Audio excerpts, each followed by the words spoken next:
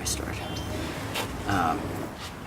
My name is Trevor Eister, and the world knows me as Sponge from a TV show called Salute Your Shorts in the early 90s on Nickelodeon.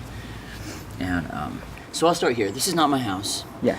This is the house of a man named Hal Goldstein, who passed away in June. Okay. My aunt, my father's sister, Barbie Eister, has been in a romantic relationship with that man for 7 years. Okay. And has lived here for 6. Okay. They did not get married. She didn't want to convert to Judaism, and boy, do I wish she had now. Yeah. That was my Aunt Barbara and her son Kyle. My Aunt Barbara is stricken with multiple sclerosis that was recurrent and then progressive, and now I believe they call it chronic. So she is wheelchair bound and mostly bed bound. Her condition has disintegrated for a number of reasons.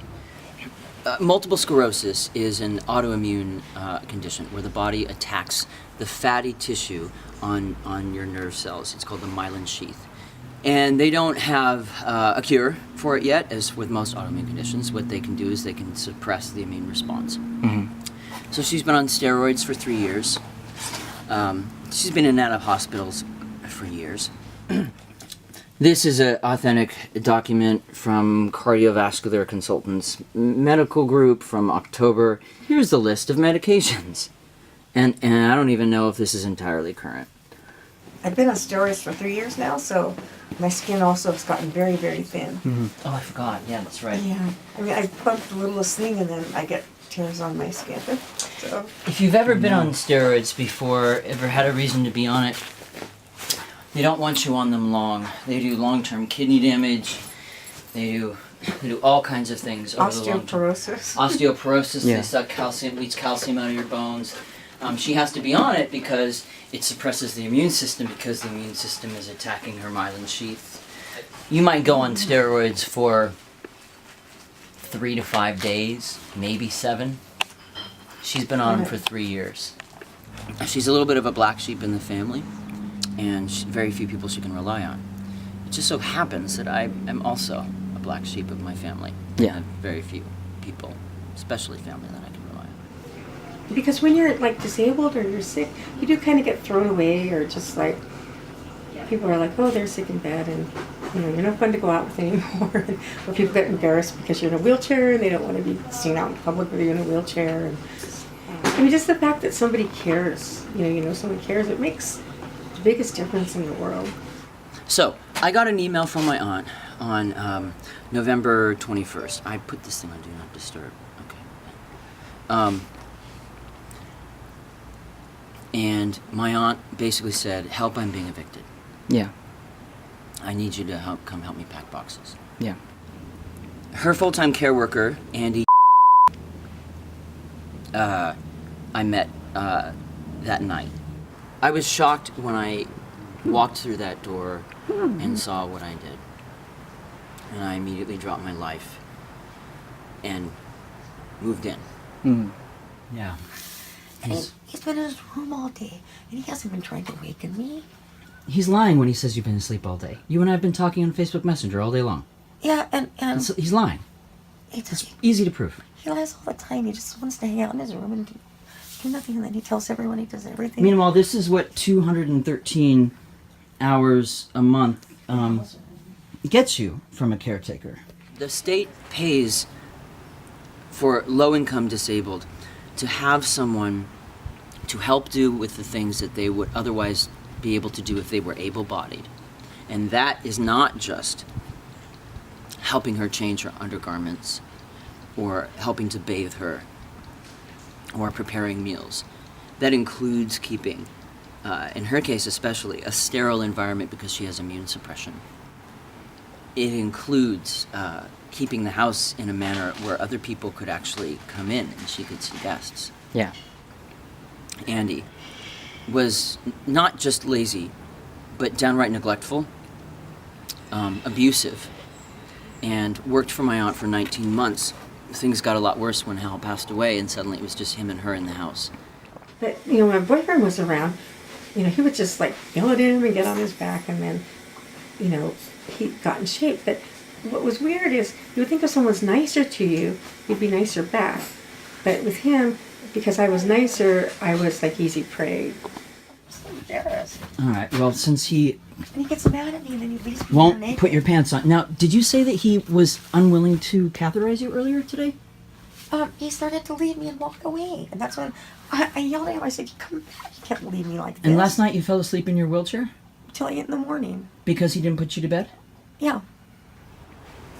He didn't lift a finger and do any housework. Yeah. Because this is how he's taking care of you. I keep asking him to put the dresser in here, and he won't move it. He won't move the dresser even though you're asking him falling to? out. For months, everything keeps falling out of the bookcase. I put things here, and Why won't he move the dresser when you ask him to? Isn't that his job? he says it's too heavy. He doesn't know how. So he makes a lot of excuses to not do his job. Yeah. He didn't see that as his job. He saw his job strictly as the clinical side of care, which is not what he was paid to do. It's not what the state's paying. Oh my gosh, you look better. We had a serious yeast infection that the caregiver was not properly addressing. Open sores on her back end, where she was likely to get a sepsis infection, which could kill her. And then wounds that he wasn't properly addressing. There are wound care nurses that will come that are covered by Medi-Cal. I'm doing more than the IHSS care worker does. There are people that can come out, but he didn't have them called.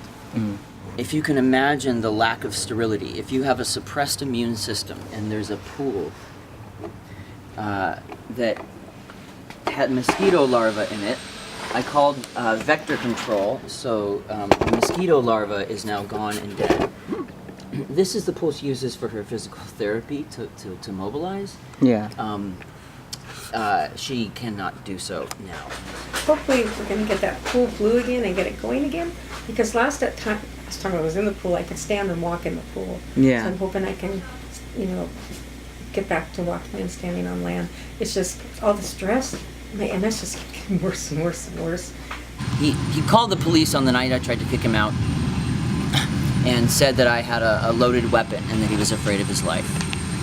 I had called the police and said he didn't have a right to be here. We wanted him out. And once again, as it turned out, because I framed it that way, he's established residency here. He has 30 days.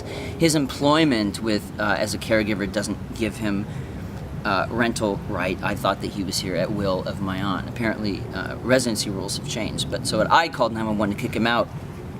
My aunt didn't want to kick him out, and she never reported abuse because he intimidates her. You're subservient, so Wait, what did he say? he says, I'm the king and you're subservient.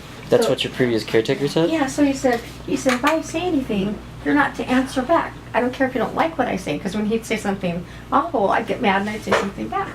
He said, you can't say anything back. He said, because I'm the king. Meanwhile, the police took me away and arrested me on the basis that I assaulted him with a deadly weapon.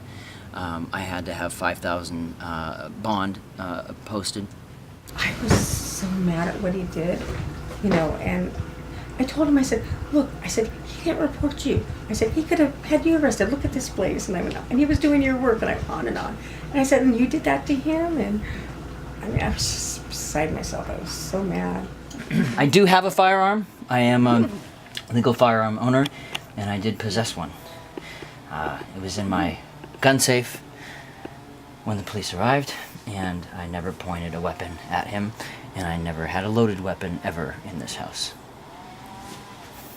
All right, let's roll back. Yeah, he had a loaded gun in the room. My late boyfriend was a gun collector, so he was worried about security, so he took one of the guns and had it loaded in his room, which I forgot to tell Trev. I should have told him, I just didn't think. Yeah, apparently he had a loaded weapon in his room. I Right. didn't even know about it. Right, he was the one with the loaded weapon. All right. Did the police find that and then they made the assumption? I don't know, because I was handcuffed and on the lawn with a spotlight on me and rifles on my back. Yeah. So I don't know. And Yeah. probably there's a limit to what because of the investigation and my arraignment and everything, there's probably a limit here as to what I should be saying. Poor Trevor. Yeah. I feel so bad. I just hope we can, get this whole thing dismissed before he has to pay an attorney for a trial or something like that. Yeah. So Yeah, by yeah. Wednesday you gotta have somebody, I think. On the 21st is my arraignment for criminal threats, assault with a deadly weapon. We gotta get a lawyer involved in this, like, by Wednesday, I think. Because they only give them a week to get things figured out.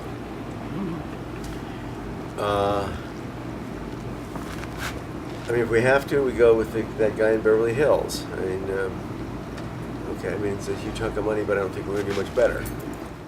His regular fee is $20,000, Yeah. and with the 30% Yep. discount. Yep. All right. Well, how does that get paid for? I'll have, yeah. I don't. It'd have to come out of my retirement money. There's no place to come from. There's no other source. All right. Well, I'm not okay with that option. So Well, I don't know what other options we got. I was saying we need to talk to a couple more. Okay. I'd feel much better if you had somebody on the front side who knows what the hell's going on, who knows how the system works. Well, we all would feel that way. Yeah. We all feel that way. So what we need now is. I mean, the judge could actually remand you to jail. If he What? felt you, if the judge felt you were a flight risk, he could put you in jail. Oh. This is serious stuff. Hi. I know you want to Oh, walk. okay. I understand. Oh boy. Okay. I've been trying to get a hold of him. On Monday, after I met the attorney he referred, I said, sorry, $14,000 is simply out of the question, especially for the strong defense I have, the Adult Protective Services report that'll be filed this week, my clean record, the character of witnesses, all in comparison to a guy that's already done time, and a hearsay claim. Meanwhile, my aunt witnessed the entire thing. Looking forward to your next attorney recommendation. I then sent him...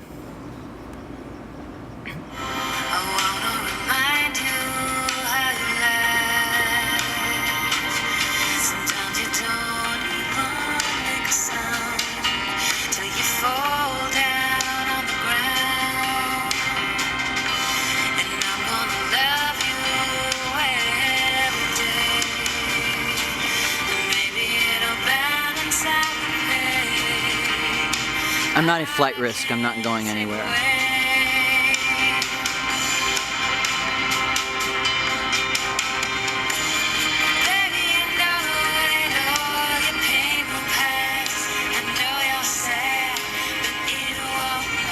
I am emotionally dealing with a number of things right now. One of them is the shame that I feel for not monitoring the situation more closely or knowing that this was going on sooner.